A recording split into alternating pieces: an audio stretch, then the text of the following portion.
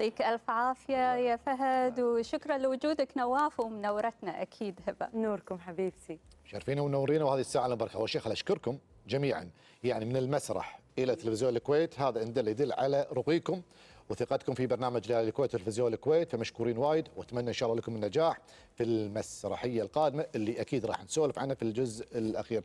لكن من بعد اذنك ام بدر باخذ الشباب شوي بموضوع جانبي. شفنا التقرير دشاديش اللينن يا اصدقائي. دام ضحكت انت الظاهر مفصل لك طاقتين. لا بعدي يوم انا لابس ما واحده حطيت فيها. الربع هني هو قاعد يسولف قاعد طالع من وين مفصل عشان اروح.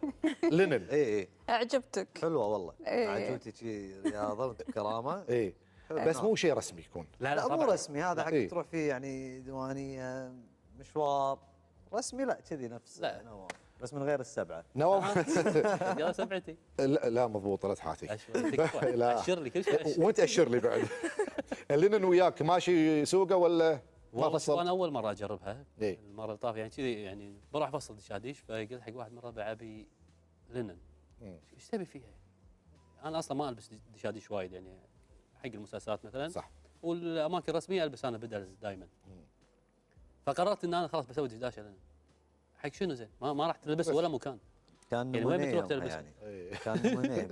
اي يعني انا شفت وايد لابسينها من ربعي، فان شلون خامتها زينه مريحه. هي مريحه بس ترى حاره. حارة؟ إيه؟ حق الصيف يقول لك تبرد بس. لا مع الرطوبه مع الرطوبه تدري ايش صار فيني؟ صرت ثقيله. تضايقت حيل.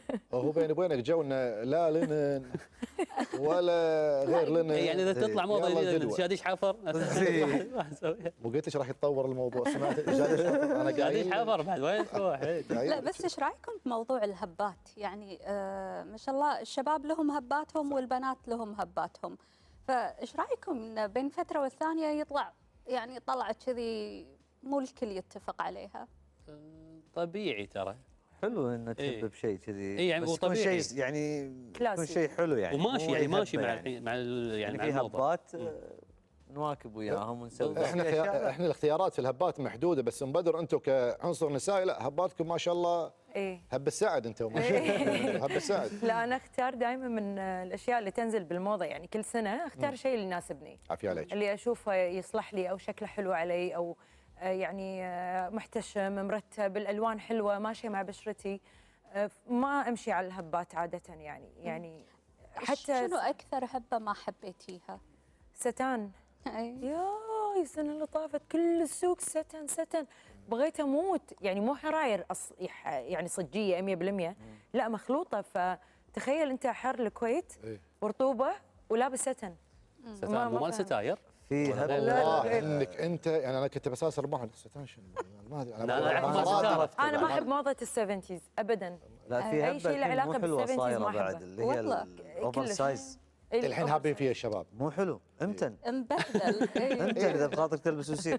عاد انت تجيب الحكي حق نفسك. ليش؟ شلون ضعف؟ شلون ضعف؟ لا انت تجيب الحكي حق نفسك. لا وصاني هو وصاني يسال ولا لا تسال؟ لا تسال. لا خلاص تعبت وانا اجاوب السؤال. نغير السؤال يعني مثلا حبه الاسئله. إيه؟ موضوع السوشيال ميديا وان الجمهور يعني يطلب منكم انه لازم تطلعون لايف، لازم إن تجاوبون على اسئلتهم، هذه شغله متاحه بالنسبه لكم ولا صعبه؟ كل يوم داشين لايف تيك توك من صدق. يعني ناوي اسولف وياهم بالجروب ما حد يرد علي. دق علي انا لايف كلنا ندش مع بعض يعني. ادق علي سكره ابوي ايش فيها وينه؟ لايف من 12 ل 2 لايف. لا تكلمني. لايف شباب لايف لا من متى؟ عندك توقيت؟ من 12 ل 2 لا تكلمني. عندنا توقيت اي. انا بعد من بعد ال 12 حدي لل 3 يبلشون والله بالليل. يبلشون واحده بالليل ادش 11 الظهر موجودين ساعات قاعدين. ما ادري صاير وياهم. شو تسوون؟ ما نتحدى بعض. شنو المواضيع اللي بتسولف فيها 11 ساعه؟ لا ومع جمهور يعني. وناسه. لا نسولف يحبونا وايد. يستانسون علينا. والجمهور مشجع السالفه. شوفي انا لان يدش عندي ارقام وايد كبيره ويخرعوني يعني تتحسفين. اي فما تعرفين شو تقولين. بعدين حسيت انه لما يكون الفنان وايد على طبيعته كأنه قاعد بالبيت قاعد يسولف مع اهله. صح. يعني يحبون هالشيء ويحبون انه يعرفون تفاصيل حياتك اللي انت تبين تقولينها. طبعا مو كل شيء لازم يعرفون الناس عنك. فانا مثلا ال 20% اللي ابي الناس يعرفونها عني نسولف فيها. اجاوب على اسئلتهم. في اسئله وايد شخصيه ساعات تجيني انتقي منها اللي انا ابي اجاوب عليه، والباقي مثلا اسوي له سكيب. سكيب يعني حتى ما تقولين ما راح اجاوب لا على ما راح، هالسؤال. ما اقول، ما اسوي روحي ان انا قريت السؤال بكبره يعني. والبنات اللي قاعد يتابعوني وايد احبهم يعني، ثانك يو. الناس اللي تتابعني بالتيك توك احبكم وايد، بس لان عرفت اللي يبون يستفيدون مني طبيا، سوالف حق الميك اب، حق الشعر، حق البشره، سوالف في الحياه، في التربيه، في الزواج، يعني يسالوني اسئله فيفتحون مواضيع حلوه. هبه اللي قاعد تقولينه وايد مميز، واحنا دشينا على موضوع السوشيال وراح ناخذ الموضوع تباعا وبنيه على الدراما، لكن دام فتحنا موضوع السوشيال خليني اروح حق نواف في هذه الجزئيه. شيء جيد اللي قاعد يصير، لكن البعض ايضا عنده وجهه نظر ثانيه، يقول لك كثر ما انا اخلي المتابعين يومي او شبه يومي معي، ما اعطيهم هذا احساس الوله، الشوق، ان ابي انطر نواف، ابي انطر هبه، ابي انطر فهد في عمل، خلاص انا صرت ماين عليه ديلي قاعد اشوفه من خلال المواقع. هذه شغله ممكن تكون السلبيه في الموضوع نواف. انا بالنسبه لي انا ما اطلع لايفات. انا ما طلعت مره لايف لا ترى انا طلعت لايفات من خلصت المسلسل ولا مره. انا احس 60 هذا 70 يوم قبل مسلسل ما حد يعني يدري احس عني. ربعنا اصلا أي. حزه اللايفات تكون مثلا حزه تصوير، حزه مسرح، ان في اشياء معينه انا بسولف فيها ويا الناس تبي تعرفها، مثلاً كانك قاعد كواليسي. تسوق للعمل بصوره غير مباشره. اي ويشوف تقريباً كواليسنا، يعني. كواليسنا. شنو اجواءنا ويا بعض، الروح خلف الحلوة. الكواليس. اي طبعا صح. الروح إيه. الحلوه في العمل تعكس هذا الانطباع على الناس، ترى انه في تحسك روح إنه- اخويه حيل، فالناس تحب تشوف هالشيء. اي ده طيب جانب بس صح. هبه قاعده تتكلم عن اشياء كثيره تخص البنات. فهد انت شنو مواضيعك اللي على قاعد شنو؟ انت لما تنس. تطلع لايف شو تقول؟ تنس طاوله. لا احنا نسولف على مثلا اكثر شيء يسالوننا عن اعمالنا، مثلا عن المسرحيه، يعني اكثر شيء ما تعد بالشغل. يعني ما يكون عندك اعداد حق فقره اللايف هذه؟ لا على حسب تطلع شنو على حسب. الاسئله. عفويه تكون. اي يعني على حسب، ونفس ما قالت هبه، يعني في اسئله ما نجاوب عليها اللي تكون وايد مثلا خاصه. تحتفظ. اي الاشياء اللي احنا حابين نتكلم فيها، بس احس ان موضوع انك ما تكون متواصل مع الناس بشكل إيه؟ يعني يومي، احس هذا صار شوي قديم. يعني Old احس fashion. الناس الحين ودهم يشوفونك دائما. لان انت عندك فتره في حياتك، احنا صح. كفنانين يعني يكون عندي عمل طويل مثلا شغاله 60 70 يوم، مستحيل بروح البيت وابطل لايف.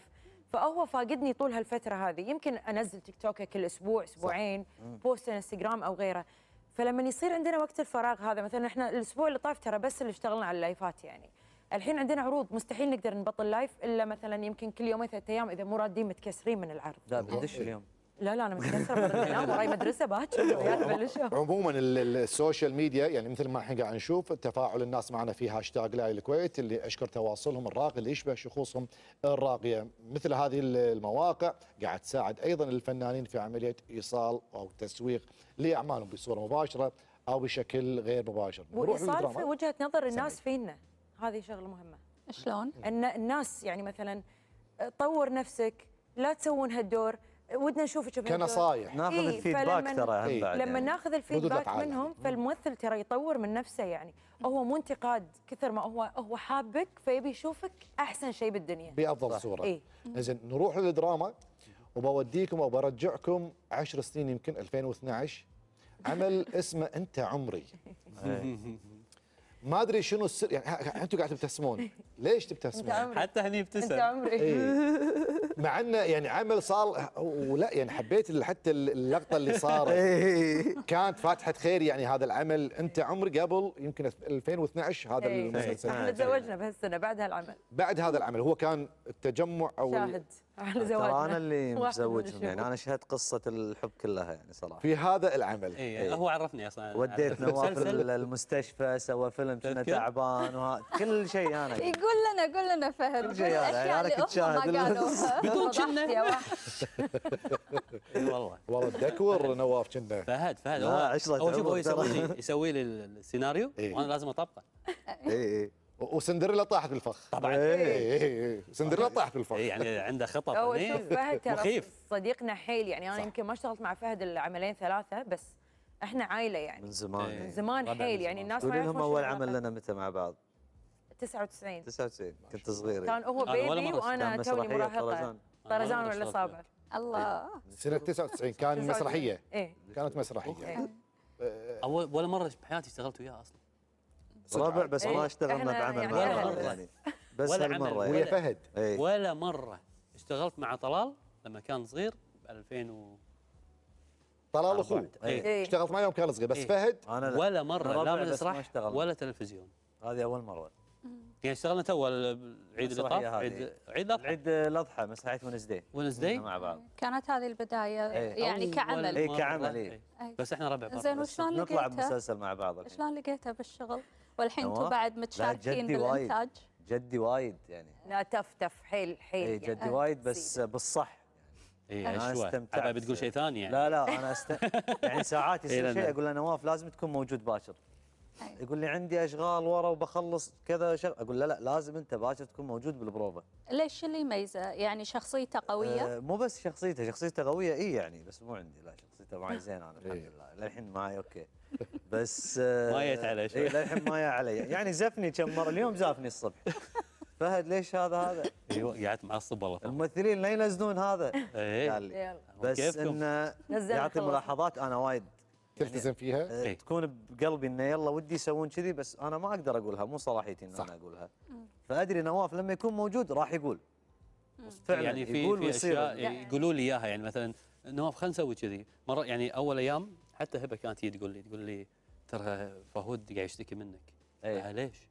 تقول كل شيء انه هو يقول لي اي شيء وانا اقول له لا لا عنيد، لا, عنيد. لا. فليش قاعد يعاند؟ هم شنو يبون الحين؟ اي كل شيء يبونه الحين. اي اقول لهم راح يصير. هو بس عنده مو هالشغله بس بوقته هو شايف. أنا أعرف متى أسويه، يقول لي صدقني. تذكر لما قلت لك لا هذيك المره إيه. عشان ايه الحين يلا خلينا نسوي. هذه الروح اللي قاعد اشوفها حتما قاعد تنعكس بشكل ايجابي على العمل.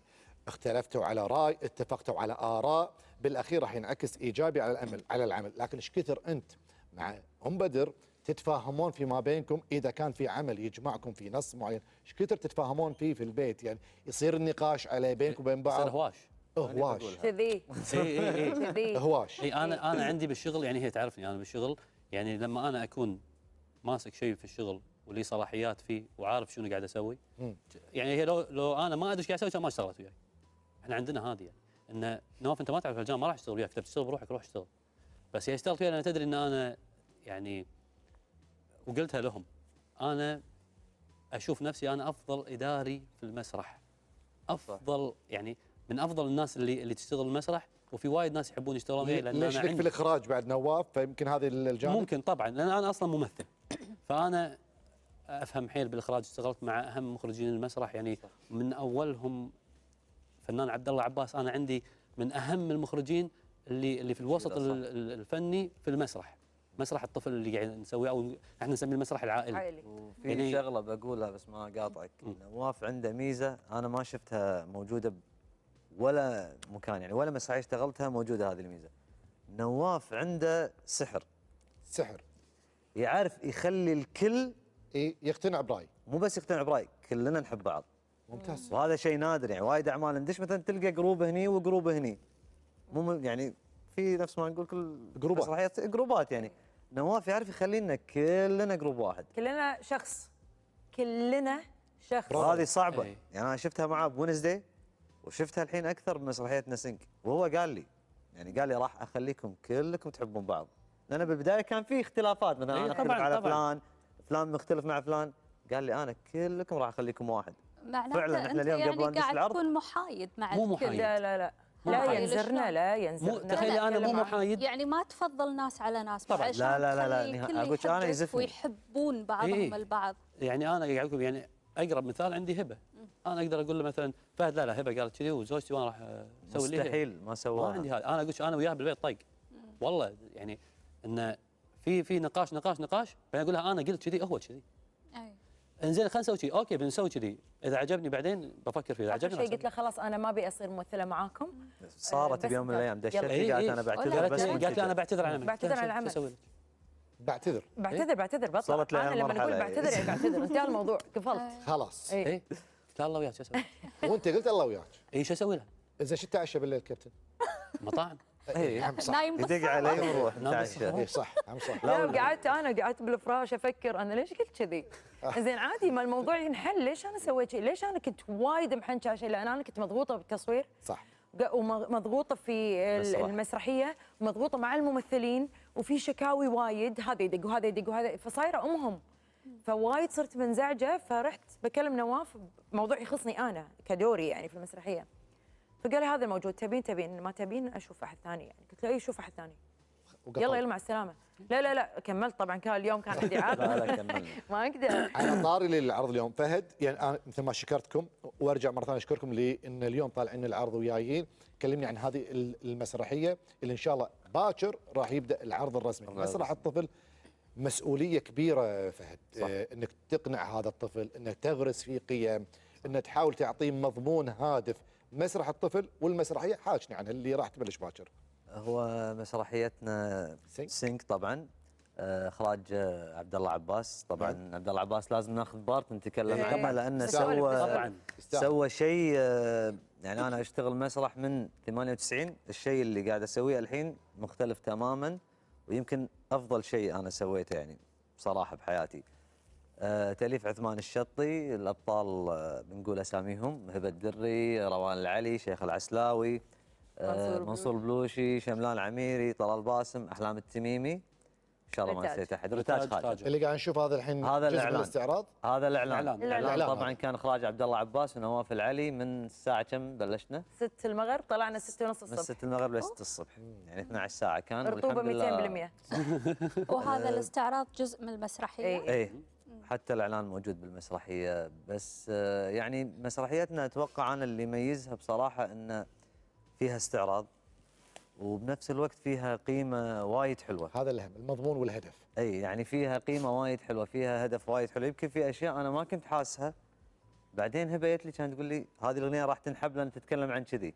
وصدق اليوم لما قاعد نسمع قلت لك الفيدباك من اللي يو قاعد يقولون لا في قصه، في باقي المسرحيات نروح نشوف شو ونشوف رقص، بس الهدف بسيط او القيمه مخفيه، او ساعات القصه تكون ضايعه. اي القصه تكون ضايعه لان الاغاني والاستعراض يكون طاغي. احنا لا، احنا في رقص، في استعراض، في قيم وايد حلوه وايد مهمه. هني خلني اسال هبه يعني الله يمدك بالصحه والعافيه، انت ما زلتي شابه. لما أنا اقول صار لك باع في مجال المسرح، لان انت بلشتي وانت صغيره، فانت تعرفين معنى وقيمه مسرح الطفل ايش كثر، مع اختلاف الاجيال.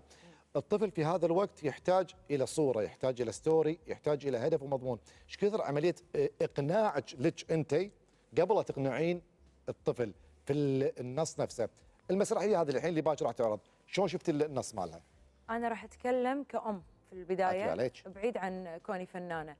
لما قريت النص، وطبعا بعد الادابتيشن اللي سواه عبد الله عباس، طبعا اوجه له تحيه. عبد الله شكرا وايد على كل شيء سويته بالمسرحيه هذه. وشكرا ان انت رضيت ان بعد الضغط الشديد مني انا ونواف انه يرجع يخرج مره ثانيه بعد توقف 5 سنوات. عبد الله من اهم مخرجين المسرح، مسرح الطفل، وكان نمبر 1 في فتره من الفترات، وهذا الشيء يعني ما ينخش. عبد الله دائما عنده هدف او شغله من الشغلات هذه، انه اوكي نفرح الناس، نسوي فرجه بصريه، نلعب في الاضاءه، نلعب في الازياء، نلعب في الاغاني، ولكن لازم في هدف، في رساله، في رساله. فانا عندي الفصل الثاني كأم اتكلم، في شيء يحث الاطفال على، لا تحرقين. اوكي، في شيء يحث الاطفال على سالفه الرباده. ما راح احرق، ما راح اقول، بس انه تقوم تحرك، العب رياضه معينه، احترم نفسك، لا تغلط على الناس. بعد الصحه، في شغله، في تعزيز سياسه الاسف عند الطفل. صح. الطفل الحين في الفتره هذه ما يحب يعتذر، ما يحب يقول انا اسف حتى لو كان غلطان. فتعزيز النقطه هذه في الاطفال اللي قاعدين، لما شافوا الناس المخطئين في المسرحيه، سواء هو شرير او طيب او غيره، يعني حتى الزين كان غلطان، ان اقول كلمه اسف في مكانها. لازم الطفل يتعلم انه يعتذر حق ابوه، امه، اصدقائه، مدرسته، في بيته ومحيطه. هذا الشيء انا عززته في اولادي. اولادي معي في المسرحيه باي ذا واي، يعني هم ممثلين في المسرحيه تبارك الرحمن. فاخليهم يقعدون يشوفون شنو الهدف المسرحيه. فلقيت انه واصله الفكره بشكل سلس سهل بوناسه، يعني من خلال اغاني. سويت اختبار على عيالك الله يحفظهم، شنو استفدتوا وشنو المضمون اللي عرفتوه في المسرحيه؟ بالضبط. حتى في وينزداي كنت حريصه ان النهايه لازم تكون شيء مفهوم حق الطفل. فلما قعدت عيالي قالوا ان المسرحيه تتكلم عن العنصريه ونبذ العنصريه، وان نوخر عن هذه الامور، وما لنا شغل هذا شنو لونه، هذا شنو جنسيته، هذه شنو ديانته، طائفته، غيره. المهم ان انا انسان واتعامل مع الشخص اللي قدامي كونه انسان جيد. فانا طيب عيالي توقيت المسرحيه مو غريب شويه؟ ليش اخترتوا هالتوقيت هذا؟ الإجابة هنا نواف، وانا متفق معاه بالتوقيت بصراحه، بس يعني انا بالنسبه لي المسرح لازم يكون ما له توقيت، لازم يكون موجود طول بس السنه. بدايه مدارس وعام دراسي احنا جديد بالويكند يعني وهاللوية. احنا بالويكند موجودين. بخصوصا الحين يمكن الاماكن اللي الواحد يروحها بالويكند صارت قليله والناس تحب المسرح، انا قاعد اشوف يعني انا جربتها لان بترامبولين ان كنا نعرض ايام مدارس. صح. مدارس يعني كل يوم من الاحد للخميس ويمعة وسبت واحد، طول 30 يوم قاعد اعرض انا 30 عرض. اي يون بس الناس نحط تحب حزه المسرح. اليهال يردون البيت الساعه 7 8 ينامون خلاص. الناس تحب المسرح، بس يمكن المسارح شويه الحين قلت. بس ولا انتم كان الهدف ان الحين المسارح قلت فاحنا خل يكون لنا مسرح؟ المسرح يعني صح، هو الحين هذا مو موسم، احنا متعودين، احنا مواسمنا عيد الفطر، عيد الاضحى، فبراير او اجازات يعني، او اجازات. الصيف الناس مو موجوده، الناس كلها منطلقه مسافره تروح تشوف حياتها. الفتره هذه الناس ترد اللي هي قبل المدارس ب3 أسابيع تقريبا، ما في شيء يسوونه.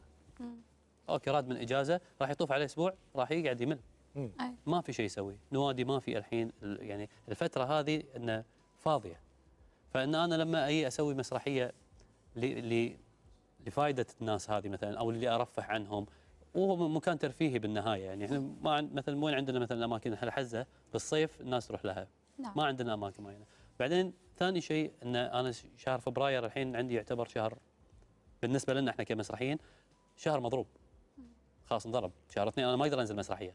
بالعكس لا شهر 3 شهر 3 رمضان، شهر 3 لازم يكون تجهيز للعيد. فانضرب عندي انا الحين ما يمدي ما اي يعني اسوي مسرحيه بشهر 2 وعلى ما اجهز حق شهر 4 بقعد اشتغل بروفات حيل شهر 3 برمضان. لا انا اسوي الحين نهايه الصيف اخلصها شهر 9 الناس ترد مدارسها امورها طيبه. معناته انت مخطط على بس كذا عرض؟ يعني طبعا محدد العروض. طبعا محدد العروض. شهر 9 كامل ان شاء الله راح اسوي فيه في الويكندات. نواف اللي قبل اروح للتقرير، تقرير عن المسرح، مسرح الطفل بشكل عام، مو عيب ومو غلط. الحين احنا قاعد نتكلم عن الرساله والهدف والمضمون والايمج والاستعراض، لكن في شيء دش جديد علينا، صار ترند، اسمه ترند. يعني مسرحيه كينج كونغ، وعدلوا لي اذا انا غلطان، الرقصه شوفه ايه يعني حتى اللي ما راح المسرحيه واللي ما شاف المسرحيه صارت ترند. الحين انتم صار عندكم هذا يعني احط في عين الاعتبار اني احط لي شيء تركايه معينه، صح. قصه معينه، حركه تكون لازمه علشان تتسوق وتتداول. انا عن نفسي يعني انا ترى قالوا لي إيه؟ قاعدين قالوا لك لا نبي كذي، نبي كذي، قلت له هل انا احتاجه؟ قول اي نواف والله مو انت السوق يحتاج كذي. ما انا السوق يحتاج كذي، بس هل انا في المسرحيه راح يفيدني هذا الشيء ولا راح يضرني؟ هو اذا يفيد اذا يفيد نستغله. راح اسوي، بس اذا زياده حشو ما راح اسوي. ليش انا مو محتاج يعني انا مو محتاج اسوي شيء عشان الناس تشوف. يعني انا اقصد كل واحد له شيء يميزه احس يعني وظفه، يعني انا اقصد الفكره وعمليه توظيفها عاد عندكم. هذا قاعد اقول لك انا هل احتاج الحين في هذا العمل؟ انا قاعد اكلمك عن سينج، قالوا لي سوي لنا. صح. قلت لهم سوي لنا، ما في شيء اسمه سوي لنا لازمه. ايوه ما في سوي لنا لازمه. انا عندي قصه وعندي حبكه معينه، اي اسوي لها حشوه لازمه بس عشان اسوي لها شكل وشيء ما محتاجه. ممكن انا ابني هذا الشيء حق قدام، بس انا عندي نص مسكر خلاص. الحين تقول لي تعال سوي لي لازمه عشان تصير ما راح يصير، ما احتاجها. ممكن في العيد ان شاء الله بيجمعنا عمل ثاني وثالث وعاشر انا او ممكن خلال العرض يطلع شيء من الممثلين. لا تسجل هو خلاص، بس تسجيل خلاص احنا بلاي باك يعني. بس يعني الحمد لله الاعلان كله يعتبر صعد ترند يعني من غير لازمه يعني. صح. الاعلان كله يعني اغنيه الاعلان يعني اليوم لما طلعت اغنيه الاعلان صار شيء غريب بالصاله. حضرتها هبه وناسه. لا من الاول يلا من الاول. اعلى بعد جونا عالي صعد ما يهمنا شيء له ما في اي مشكله نستانس كلنا انت وانتي وانا ما في اي شيء صعب ولا نشوف التعب وناسه ما بتخلص ولا لها حد موضوعنا ما يوقف ولا بيسد. حلو. كلنا يعني شوف حماس انا الليلة. بس بما انه قالوا الكلام بس ما اقطع كلامك ابي اشكر عبد القدوس خالد عبد الله عبد القدوس كاتب كلمات مسرحيه سوري عبد القدوس خالد اخوه الصغير انا رفيجي حيل فهو عبد الله خالد عبد القدوس كاتب هو كلمات المسرحيه كلها ف عبد الله من الاشخاص اللي يحرص انه يكتب مفردات يفهمها الكبير وتنغرس بمخ الياهل. صح. فالكلام الكلام اللي يكتبه هو جدا جدا جدا حريص عليه، يعني انا كنت مرات اقعد وياه اقول له عبد الله ابي الجمله الفلانيه او الكلمه الفلانيه، يقول لي اوكي حلو بس ما راح احطها هنا راح احطها مكان ثاني لان انا فيقعد يبرر لك هو الكلام اللي قاعد يكتبه يقعد يبرره انه ليش كان موجود هني ما نحطها الصب. فاقول له انت كيفك انا اقول لك شنو ابي وانت حر. نواف انت منتج المسرحيه؟ انا وفهد. والاغنيه اللي غنيتوها هذه مالت الدعايه؟ طبعا. اشكر بدر كرم طبعا على التوزيع والالحان. شيء نار من A to Z. طبعا هم تيم وورك بالشغل، احنا كلنا تيم وورك اصلا مع بعض يعني. صح. مثلا في بخاطري اغني راب مثلا ادق على المخرج اقول ايش رايك بما انه يعني شخصيتي مفهيه بالمسرحيه ايش رايك اغني راب؟ حلقه العمل كله ترى باكر لا نعرض. كلها محترق بالسوشيال ميديا الحين. فمثلا هو وبدر كرم يقعدون يعني سووا الحان وايد نظيفه، شيء حلو لما توزيع بدر كرم وبدر اسم معروف بلا شك. بوكك وياك وبوكك وياك لا بسيارتي بسيارة نواف. لأن إذا المنتجين معايا تو دشيت على اللائحة تقول لك إذا الضيوف والمنتجين غنوا أغنية الإعلان مات المسرحية في لائحة الوزارة نعم يطلع عليكم 1200 دينار. بارك الله. ما غنيتها كاملة. لا ما مو كاملة 600 دينار. أنتوا أعطوني إياها وأنا أتصرف. لا تلفزيون ديرتنا أكيد يدعمنا ويحبنا الخير. يبغى غني أغنية الإعلان من الحين لنهاية المسلسل. لا إحنا نبي الحين الراب. أنت شوقتينا الحين. يلا الاحتراقات بني انا وعيالي بني بس نبي الحين راب ونطلع تقرير. هي الحين بالسوشيال ميديا قوليها افا ما يصير هذا الزوج ولا المنتج؟ زين في شيء انا المنتج. زين الزوج الحنون ايش يقول؟ يلا باكر عندك عرض خليها تقول تشويق. والله مطبخ ايطالي وهندي سمبوسه شباتي مع كاري مخصوم عليها. مخصوم عليها ترى الاغنيه مو كذي بالضبط بس بهذه الروح. توترنا لا مخصوم عليها. اسمحوا لي تبغى نروح لتقرير يلخص ايضا اعمال ضيوفنا المسرحيه ونرجع معاكم لبقيه الحوار.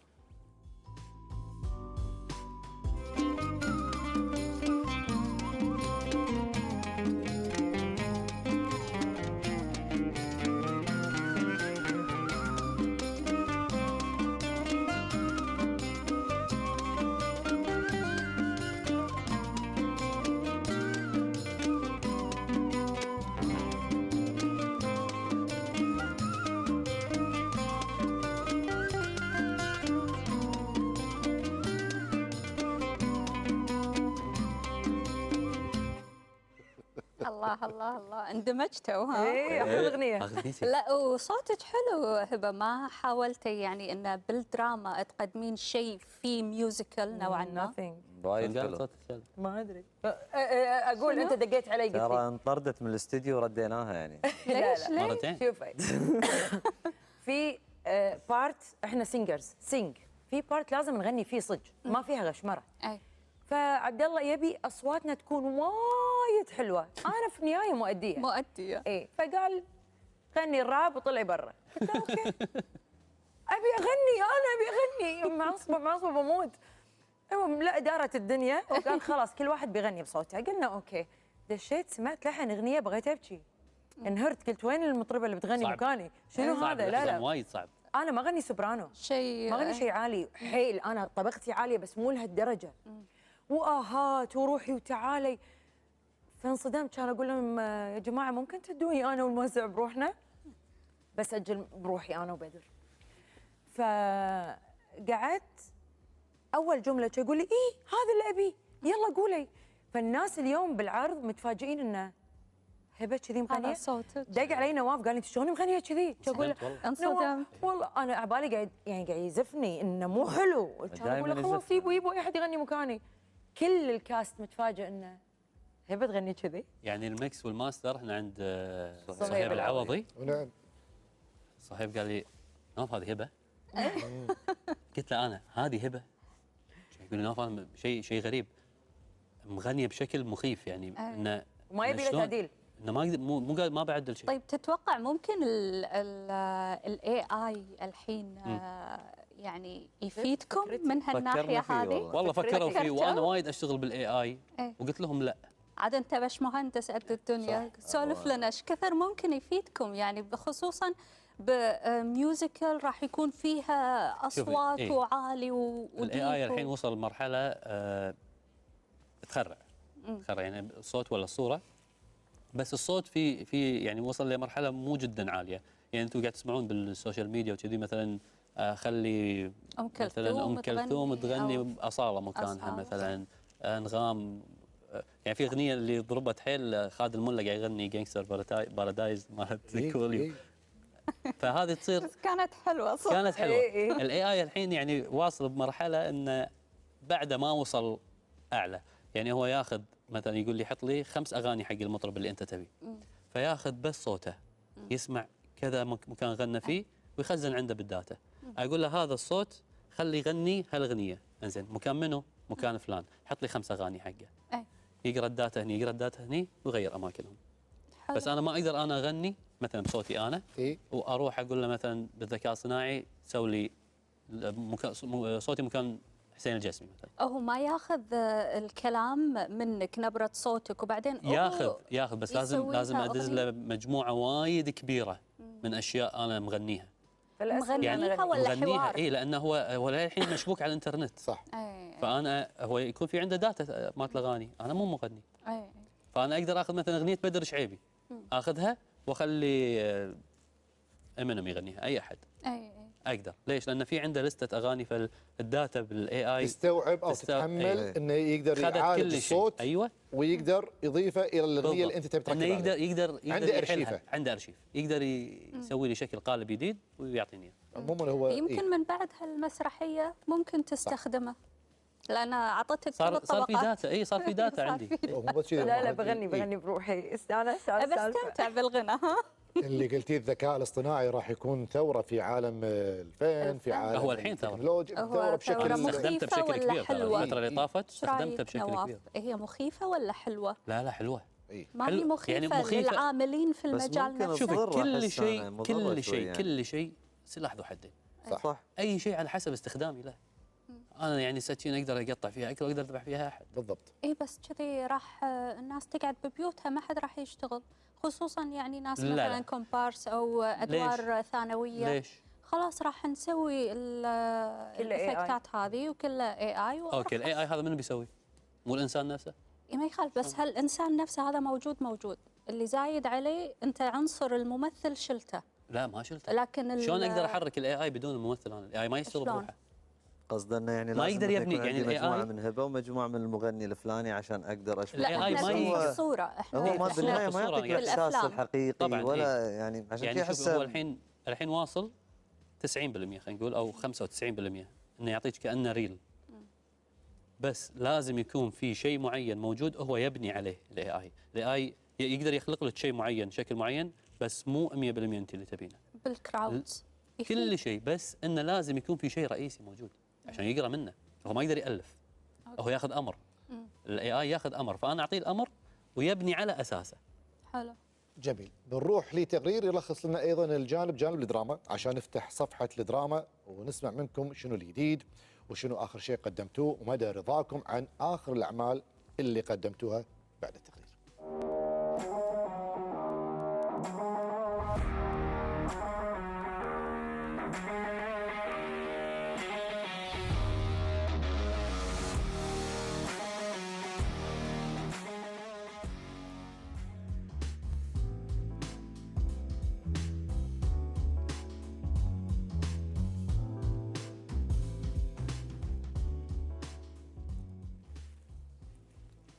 شو ذاك؟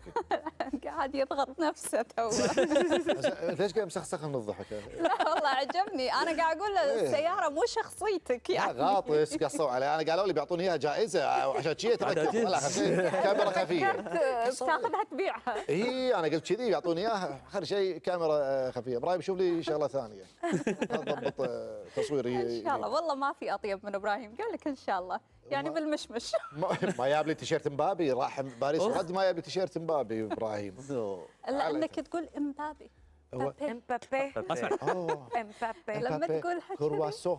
ايوه ايوه صح ايوه لازم مبابي مبابي مبابي بعد شنو؟ مبابي ما علينا. اسمع الوقت الاخير اللي جمعنا معاكم نتكلم فيه عن الاسره. الى اي مدى الست هبه طباخه ماهره؟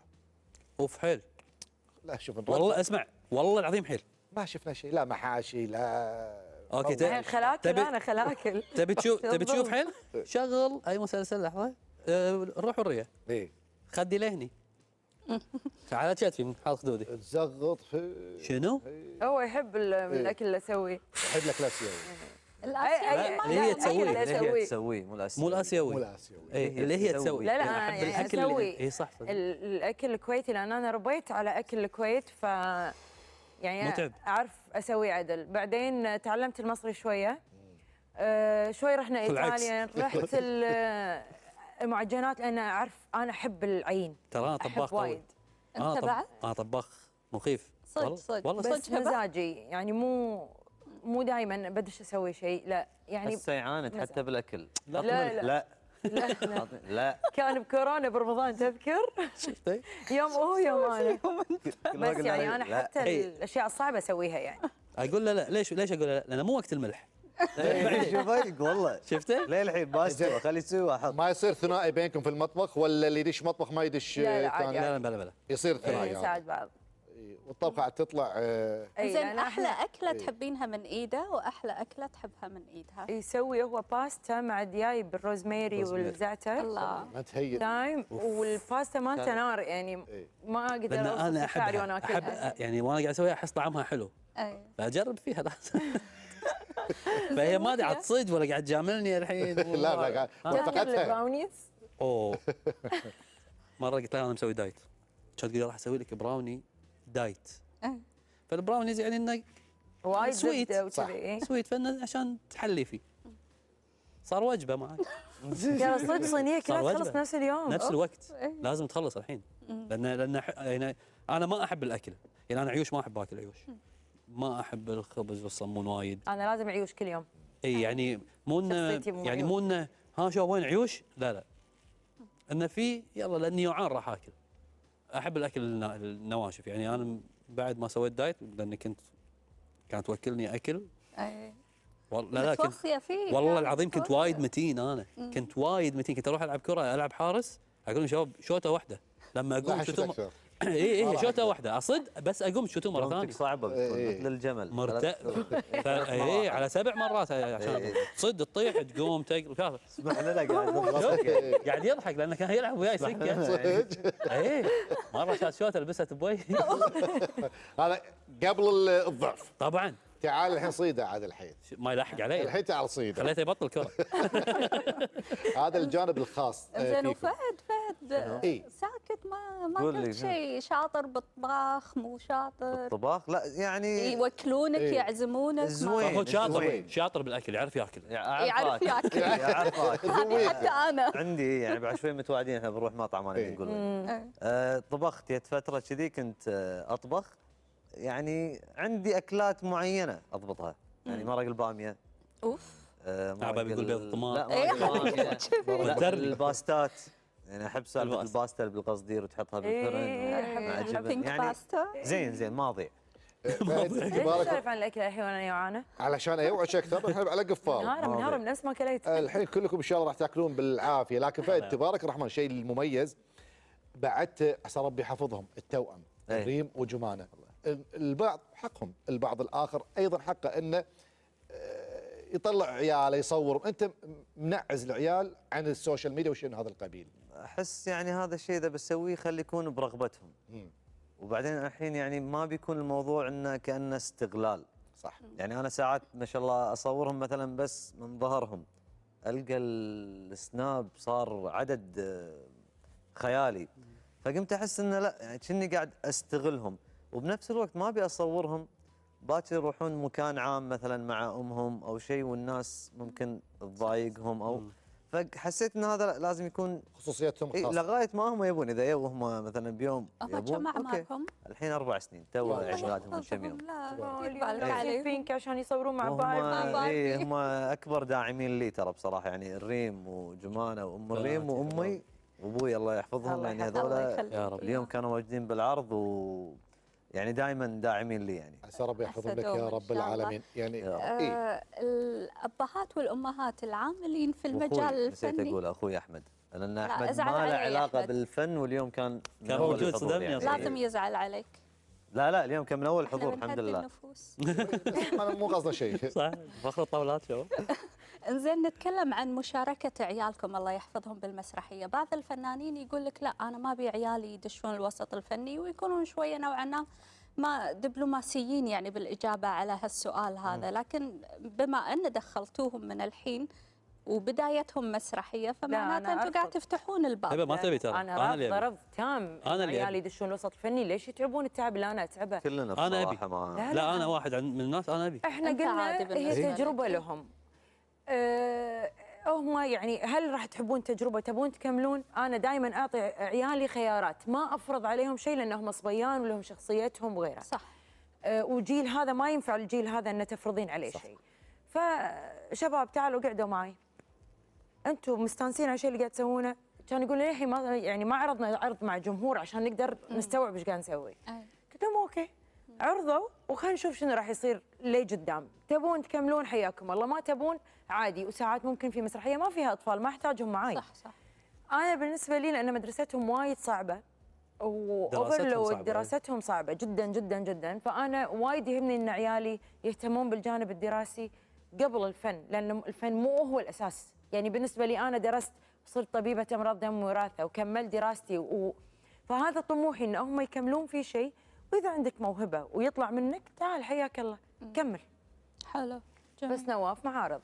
انا ما اعرف بعد نواف بصراحة. شنو رأيك نواف بالموضوع؟ يبيهم. ابيهم. انت تبيهم؟ لا انا ما ابي. تبيهم معارض رأي. انا فنانين. ما ودي. مو ابيهم فنانين، ابيهم يعني يكتسبون مهاره إيه، معينه. المسرح ترى ينمي العقل، ما أنا أقول لك يفتح يكتسبون خيال. مهارة؟ إيه مهاره وخيال كبير يعني. حتى طريقه التفكير راح تختلف معاهم. يعني انا واحد من الناس جربت شفت، يعني قاعد اتكلم انا كصبيان. يمكن فهود عشان بنات ممكن عنده تحفظ بهذا الموضوع. لا احسه وايد متعب، يعني احس متعب. طبعاً التعب يعني هذا صعب. يعني انا الاشياء اللي يعني دائما انا اقول، يعني انا اللي يميزني عند نفسي بيني وبين نفسي هالشيء، ان انا احس التعب اللي تعبته والضغط والانتقادات اللي جت ما لي ابي ما اروح ابي له. عيالي ما يحوشون. مستحيل احس انها مرت على احد. يعني انا من بدايتي لليوم الانتقادات تلحقني. اي شوف عشان فاحس انا ما في انسان عنده القدره يتحملها، وانا ما ادري شلون متحمله يعني. انت وقاعد تحس بهالتعب صح؟ صح؟ فانت قاعد تحمل هذا الشيء. اي فانا احس انه ما في احد يقدر يتحملها. الشغل صعب. اللي قاعد تشتغله قاعد تحس بقيمته. صح. انا نفس الشيء هم، يعني هو يوني ابي شيء الفلاني، يدرون اني قاعد امثل وقاعد اشتغل وعندي وقاعد تجيني رزقتي والحمد لله، فان انا ابي هذا الشيء. اقول له اي اوكي اجيب لك اياه، خل اخلص شغلي وكذي اجيب لك اياه. فقاعد يصير عندهم كل شيء سهل. اي. تعال اشتغل الشغل اللي قاعد في اشتغله. مفهوم هالشيء هذا. اي تعال اشتغل الشغل اللي قاعد اشتغله اي. واخذ الفلوس. شوف يسوى التعب ولا ما يسوى؟ هل انا تعبت لا لازم اسيف الفلوس هذه لان تعبت علشان اطلعهم. ممتاز. عسى ربي يحفظ عيالكم يا رب العالمين. آمين يا رب أجمعين. واستمتعنا معاكم. ودنا نطول بس عشان انتم يواعه إيه. واوعدكم انه ما في يعني عشاء. هبه كل شويه تقرب احس بتعضيني يعني. مشكور فهد، مشكور نواف، مشكوره هبه. عسى ربي العفو. يوفقكم ان شاء الله في القادم من الاعمال. استمتعنا في وجودكم اليوم في ليالي الكويت، ويا رب يكون ايضا المشاهد استمتع معنا يا محمد. ان شاء الله يا رب. وباكر مثل ما شفتوا الاعلان راح تكون حلقه وسهره غنائيه من اجمل وابدع الاغنيات اللي كتبها الراحل الكبير الشاعر يوسف ناصر، وراح تكون الاغنيات مغناه بصوت الفنان عبد العزيز احمد. فان شاء الله يا رب تستمتعون بحلقه الغد. فهد ادري عندك كلمه عندي ماني كل شوي قادره. قاعد أسوي اي كذي. ماني كل شوي قادره قاعد اقول. صرت عبود. ادري بتختمون وانتهى وقتنا بس. خلاص انت قول اللي كلنا. عندك واختم. اي لا بس ابي اشكر، لان كلنا ودنا نشكر الكاست مسرحيه سينج، عبد الله عباس، عثمان الشطي، كل الممثلين، شيخه، روان، منصور، شملان، طلال، احلام، رتاج، هبه، نواف، مجهود جبار من وفهد الكل طبعا. واخص بالشكر عبد الله عباس مخرج العمل ونواف العلي، لان هم لولاهم العمل ما كان راح يطلع بهالصوره، مو عشان هم قاعدين، لا بصراحه الجهد اللي بذلوه جميل. يعني شيء. طالع كاميرتك. ايه يلا قول تصبحون على خير ومع السلامه. تصبحون على خير ومع السلامه.